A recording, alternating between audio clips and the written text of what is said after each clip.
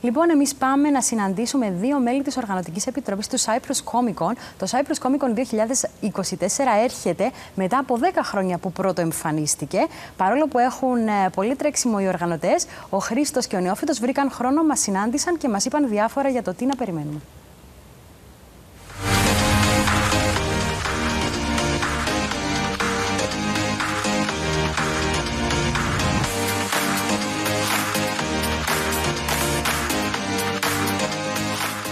Είναι χαρά μας που είστε εδώ σήμερα, 10 χρόνια μετά το πρώτο Cyprus Comic Con. Ο χρόνος κυλά γρήγορα. Ήδη είμαστε 10 χρόνια σε αυτήν τη δουλειά και ανυπομονούμε για την επόμενη, που είναι την επόμενη εβδομάδα. Full speed ahead τώρα. Ναι. Περιγράψτε μας έτσι με 2-3 προτάσεις τι είναι το Cyprus Comic Con.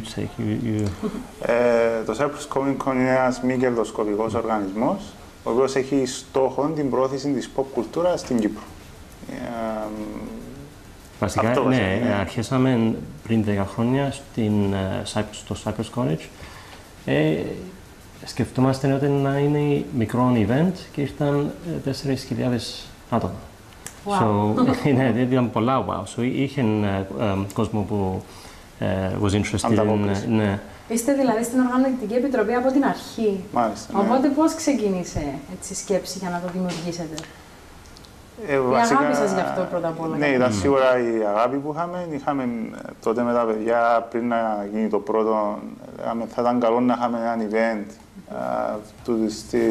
αυτού του κύρους, τέλος πάντων, που δεν υπήρχε πριν.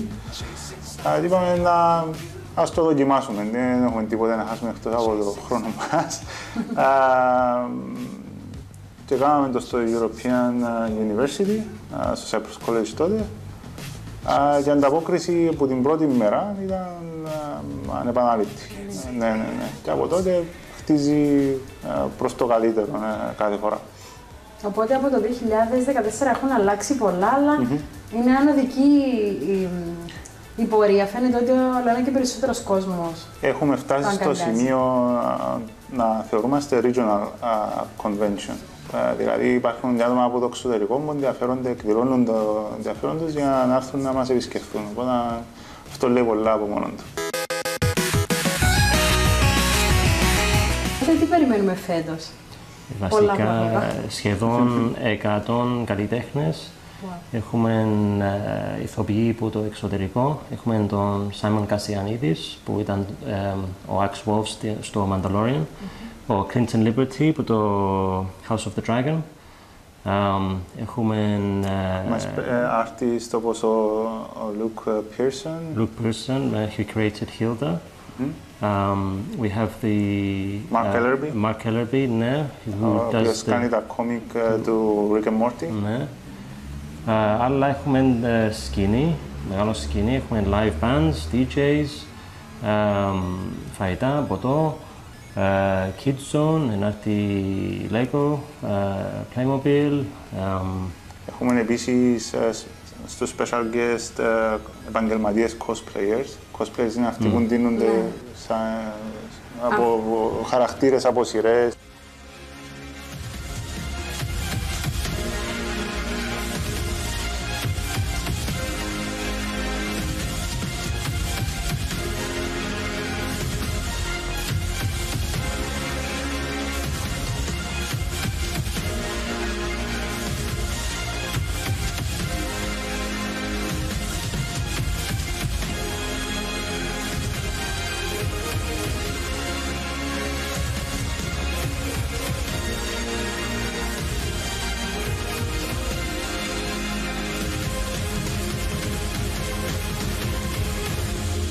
Αυτό το βλέπουμε όλο ένα και περισσότερο πάντως, το cosplay να ανεβαίνει, να το προτιμούν, να το θέλουν.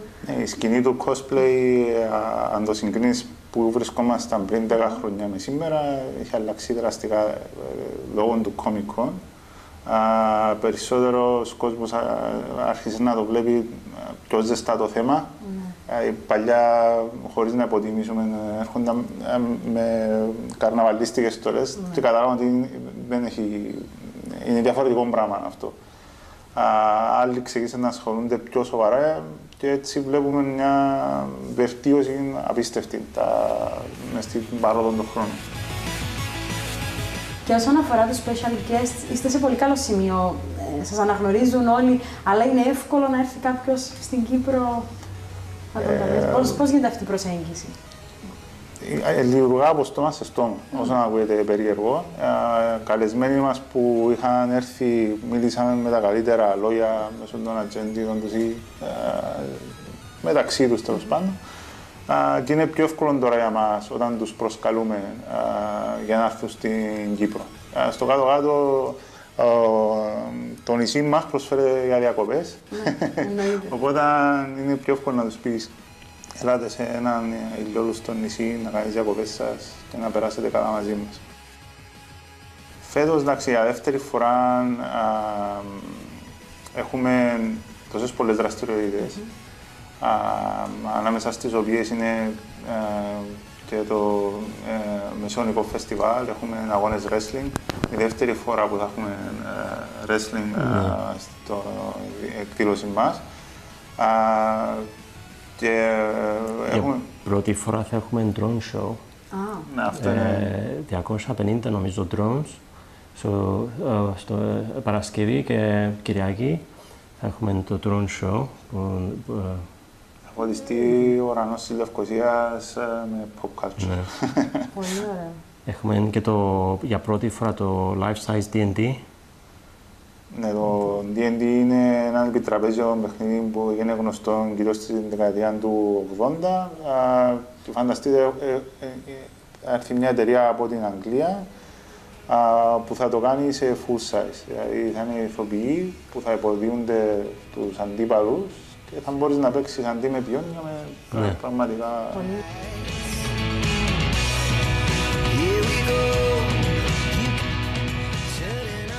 Οπότε την ερχόμενη εβδομάδα σας συναντάμε, σωστά? Ναι, αλλά φέτος για πρώτη φορά, Παρασκευή, θα έχουμε εγγένεια η ώρα 6 ως η ώρα 11 στην κρατική έκθεση και Σαββατοκύριακο... Από τις 9 το πρωί για όσους έχουν early access, μετά από τις 10 το πρωί για όσους έχουν τα κανονικά εισιτήρια μέχρι τα μεσάνυχτα.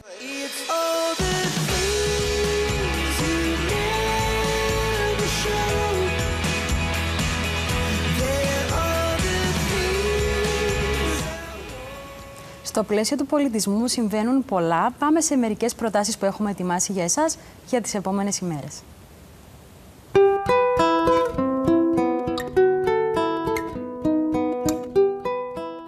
Την κωμωδία των Μιχάλη Ρέπα και Θανάση Παπαθανασίου, «Μάντεψε ποιος θα πεθάνει απόψε», σε σκηνοθεσία Μιχάλη Κολοκοτρώνη, παρουσιάζουν οι θεατρικές ομάδες Point to Contemporary Theatre και Anyhow Theatre Ensemble. Τακτικές παραστάσεις μέχρι τέλος Οκτωβρίου, κάθε Παρασκευή, Σάββατο και Κυριακή στις 8:30 στο Warehouse 612 στη Λευκωσία. Η Ελοπία κάτω από τα αστέρια. Ο Δημήτρης Φανής και ο Δημήτρης Μακρύς θα συναντηθούν στις 30 Σεπτεμβρίου στις 8 το βράδυ στο Θεατράκι στο Κοινοτικό Πάρκο Λιμπιών για να χαρίσουν στο κοινό τους μια μοναδική μουσική βραδιά.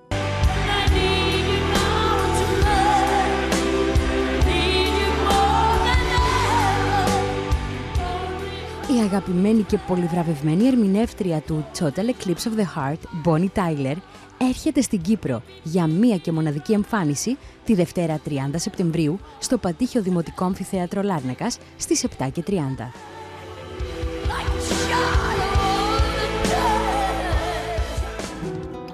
Στην κρατική πινακοθήκη σύγχρονης τέχνης Spell στη Λευκωσία παρουσιάζεται η έκθεση της Βουλής των Αντιπροσώπων, της Κυπριακής Δημοκρατίας και του Ιδρύματος της Βουλής των Ελλήνων για τον Κοινοβουλευτισμό και τη Δημοκρατία με τίτλο «Κύπρος 1974. Η μνήμη είναι η μόνη πατρίδα των ανθρώπων». Την επισκεπτόμαστε μέχρι τις 13 Δεκεμβρίου.